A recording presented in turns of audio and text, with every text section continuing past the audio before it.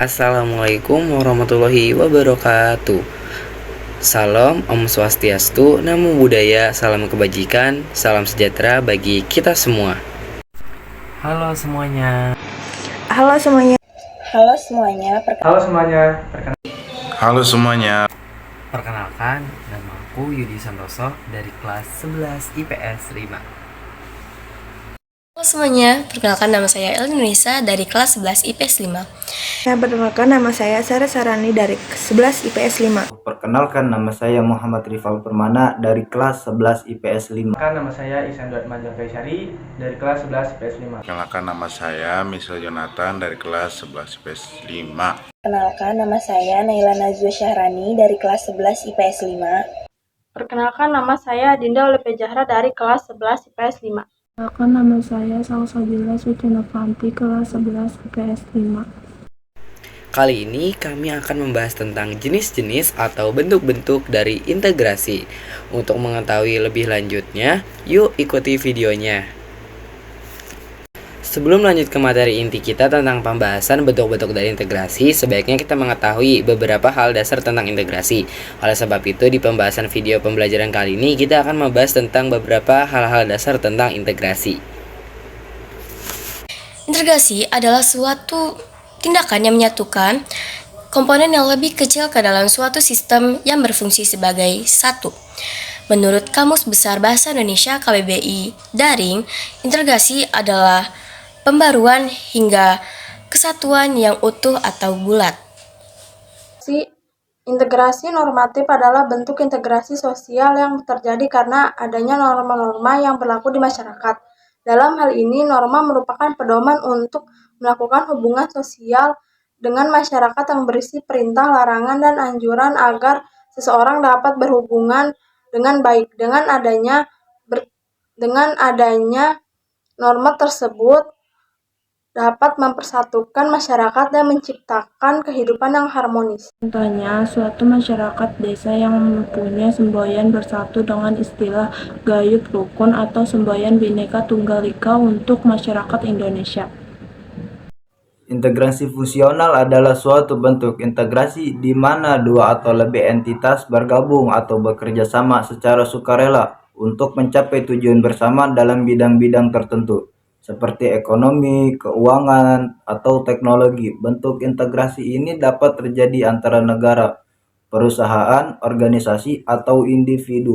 Contohnya termasuk kemitraan bisnis, aliansi strategis, atau integrasi pasar antar beberapa perusahaan untuk memperkuat posisi pasar mereka atau mencapai keuntungan bersama.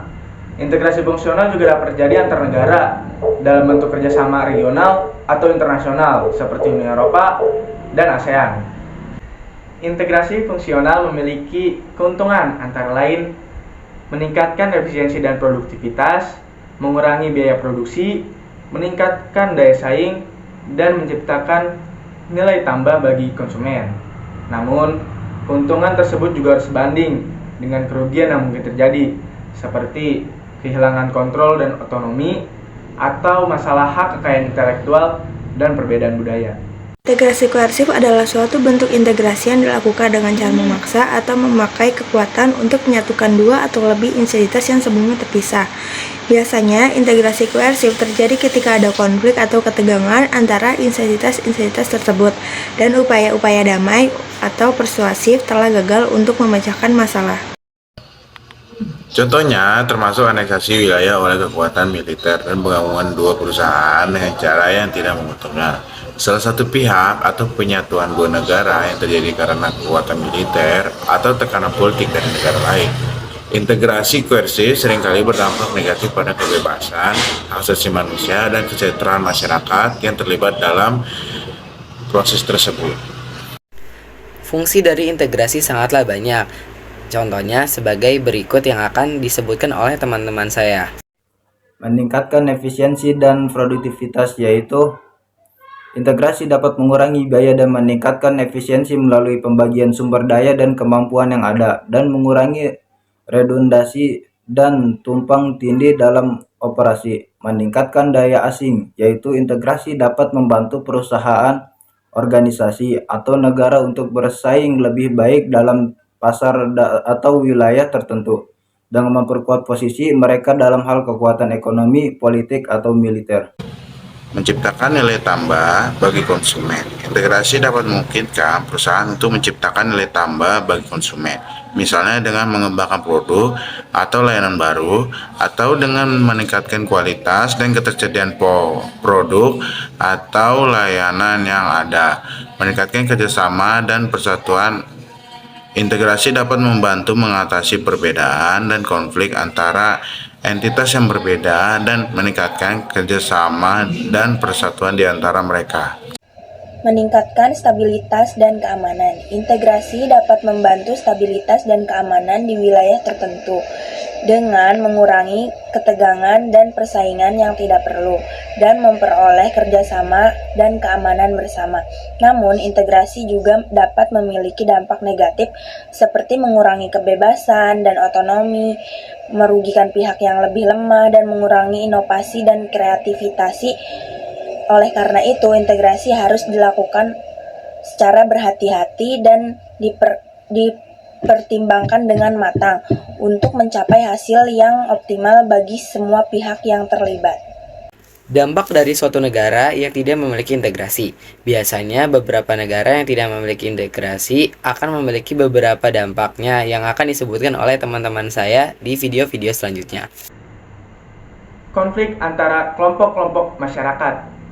Jika negara tidak memiliki integrasi di dalamnya, kemungkinan terjadinya konflik antar kelompok masyarakat semakin besar.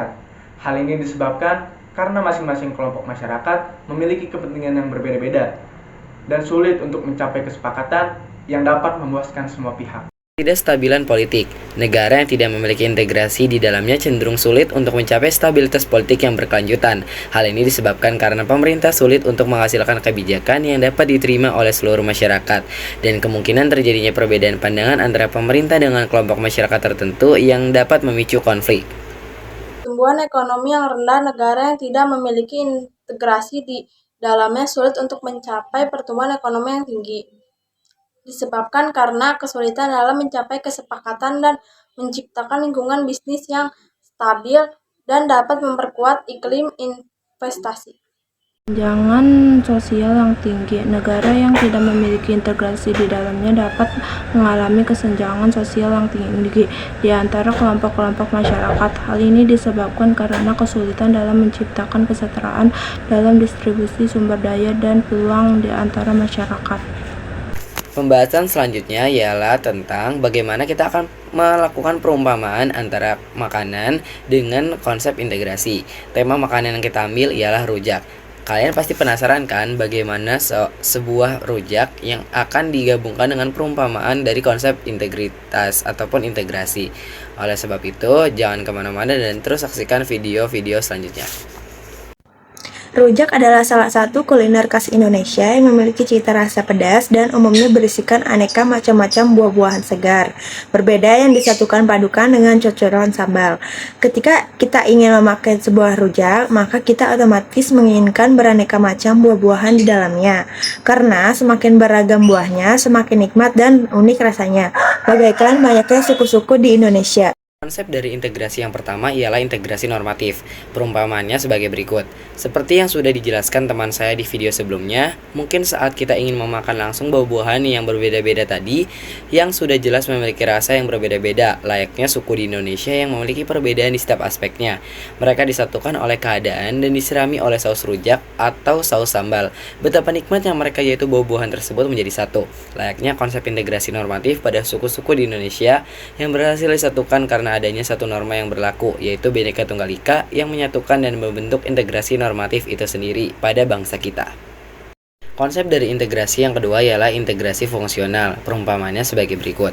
Buah-buahan yang awalnya memiliki rasa dan ciri khasnya masing-masing dan berbeda-beda, justru ketika ada sambal menjadi satu kesatuan yang bahkan saling melengkapi satu sama lain. Jadinya ada rasa asam, pedas, manis yang menjadi satu dalam rujak tersebut.